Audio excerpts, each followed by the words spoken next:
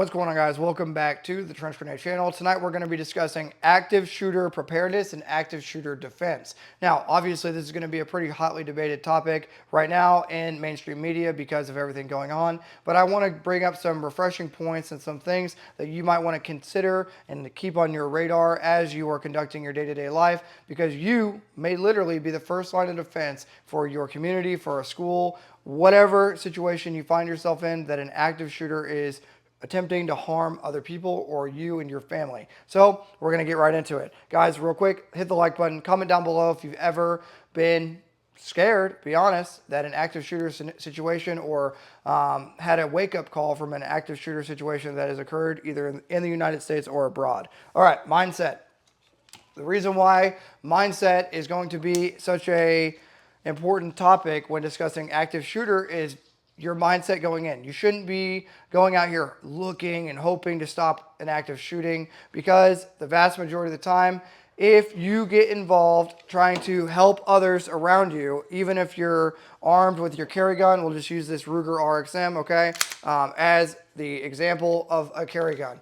Let's say I'm concealed carrying this Ruger RXM. I'm going out throughout my day-to-day life, and a mass shooting starts down the street, right? I can hear it. It's just out of eyesight, and all I have with me is my high-speed Ruger RXM. I actually do like this gun, but high-speed Ruger RXM. Well, more people have been killed by police than active shooters.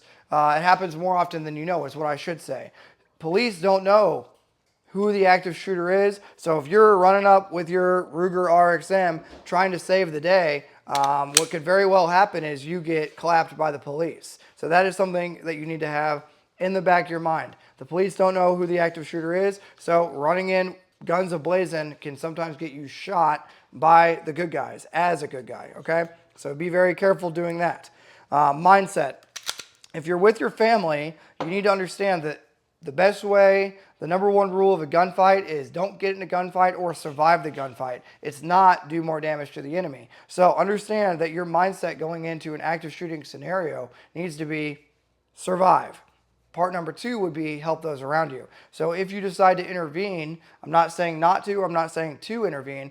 What I'm telling you is you need to understand if you're going to intervene, the risk assessment matrix says you are going into a very high risk scenario, regardless of what you're bringing to the fight. Okay? Now let's transition over to that. Obviously, if your family's with you, hopefully your wife or your spouse or whoever's with you, your buddy, whoever's with you is concealed carrying, and they can get your back. That way, you know, not just one gun to the fight, but two, and get off the X. Now, let's say you decide to intervene. Well, just being honest, accuracy, okay? Accuracy is going to be more important than volume of fire. Legal accuracy is going to be important. So, if you have to take a long-range shot, would you rather take it with the Ruger RXM with irons? Would you rather take it with the Staccato C2? Or would you rather potentially take it with a bag gun or a truck gun? Now, keep in mind, a truck gun may be unobtainium if you're in a fight, or if you're in a mall or a school or whatever area. In gun-free zones is a whole nother topic for a whole nother day. But let's just assume, for whatever reason, keeping the legality out of it, follow all your state and local laws. But let's just assume you are armed and you have your bag gun accessible. This is going to be a much better option than a handgun if you're going to go stop an active shooter. Why? Well, for follow-up shots, and let's try to give you a good look here. Hold up. Boom, boom, boom, boom, boom. There you go.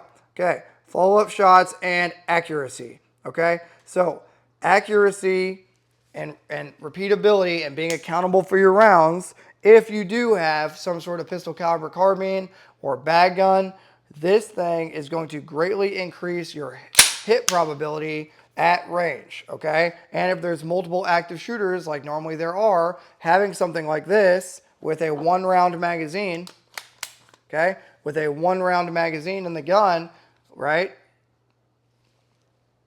okay, that is going to greatly help you out in a scenario where you decide to take the fight to the enemy, or in this case, the active shooter. So, bag guns.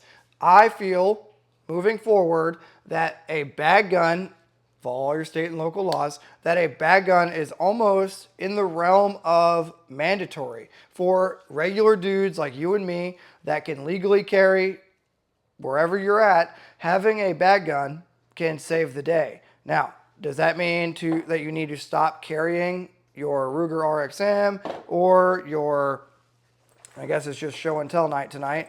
This gun is coming out of an active carry system. I know a lot of guys are going to cringe at that, but whether it be your Ruger RXM, whether it be your SIG M18 or SIG M17 or P320, whether it be your Staccato C2 with a red dot, it does not matter. What matters is you need to be trained up. But what's really important and what's more important is accessibility, okay? And being accountable for your hits. So, in summary, guys, for active shooter preparedness, active shooter protection, active shooter defense, whatever you want to title it, the force continuum starts as mindset, being aware, whether you're armed or not, being aware of your surroundings, your exits, understanding what your capabilities are, your getaway routes, etc. After that, understanding that if you choose to intervene, okay, if you choose to intervene, the cops don't know who the good guy is or the bad guy, so you may very well find yourself getting smoked by the police because they don't know who you are and you don't know who they are. They are not gonna risk not going home to their family just because you wanted to be a hero on CNN. Does that make sense? So just understand the police have a say too, and they're trying to do their job. And if you getting in the way is going to hinder them from doing that, probably shouldn't get in the way. But let's say it's just you and the bad guy. Well, you also got to ask yourself, family, is my family going to die? If you have family with you, are they going to, do you need to get them away? That should probably be your first priority, right? And then obviously accuracy. You're accountable, right? You're always accountable for your rounds. So understand that whatever system you're training with, whatever you got going on, that you need to be accurate, okay? Whether it's a Ruger RXM, freaking M18, whatever you got going on, you are accountable for those rounds. So you need to be prepared and trained and accurate with that gun. Last but not least, if you have decided that, hey, in my local area, I can have a bag gun. It's legal for me to have a bag gun. I'm going to have a bag gun or a duffel bag or a car gun or whatever. And I have maybe something like this CMMG Banshee that may or may not take the same exact magazines as the guns that I carry 99.9% of the time, which may or may not be Glocks or Glock clones. Well, if you have that thing accessible, right, and you have a optic that is zeroed properly to 25 meters or 50 meters, whatever distance you're choosing to zero that with a good white light, you may very well be the difference between someone's family member coming home at night or not. Okay, so at the end of the day, guys, no one can tell you what's right and wrong, but in the world we live in right now, it is becoming more and more prevalent that you are prepared for an active shooter and you have the decision made right now. Am I going to intervene or am I going to break contact? You have to make that decision for yourself. You just need to understand the risks that lie therein, okay? All right, that's a lot of talking, guys. With all that being said, this is my bag gun, okay? You guys have seen it before on the channel. Why do I choose the CMMG Banshee? Well, this thing is built out with a Surefire, the light that I always like, guys, okay? Surefire scout light. It's got an EOTech, boom, zeroed for 25 meters. It's a 9mm. This thing runs like a champ now, and now that CMMG has fixed it, but I run a kind of like a 2-point sling setup, a sling to the outside here in this QD, and then the other part off this lanyard. That way it's a 2-piece setup, but it hangs kind of close to my body, so I can use it as a pistol caliber carbine / PDW, okay? So I'm not really going to divulge what my decision-making process would be for an active shooter prevention or active shooter defense, but just understand each and every man and woman have to weigh their decision well in advance prior to them being on the X deciding what you're going to do. Okay, that's a lot of talking. If you got this far, maybe consider becoming a member of the Patreon, donating $5 a month. It helps out more than you know. At a minimum, hit the like button if you enjoyed the video. Comment down below what your bag gun is and what your thoughts are on active shooter defense. And until next time, this is going to be Trench Grenade, your average PCC enjoyer that your mom said that we have at home, signing out. Cheers.